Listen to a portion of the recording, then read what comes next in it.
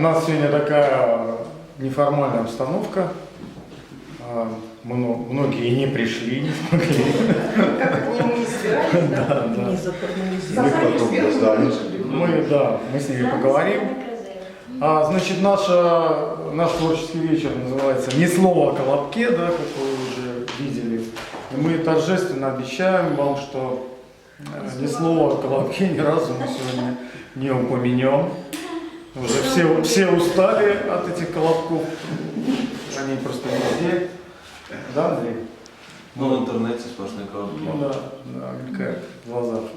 А кстати, вот если все-таки коснуться темы колобков, вот с этой русской народной сказкой не все так просто, знаете, вот там здесь и космогоническая, некая онтологическая глубина, если вот так вот коснуться. Подожди, коснуться. Мы говорили, что ни слова о колобке сегодня не будет. Не уходи, Ладно, не все, отрывайся. простите, да. Поэтому про Луну не стоит. Да, просто колобок это боль в моей душе, никогда же мистерия. Поэтому я. Ладно, Андрей, начни лучше ты, а то мне надо настроиться. Давайте о Пиноккио. Вот это персонаж достойный.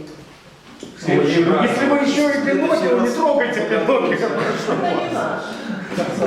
Это наш персонаж. Но сегодня такой замечательный день. Всех идущих.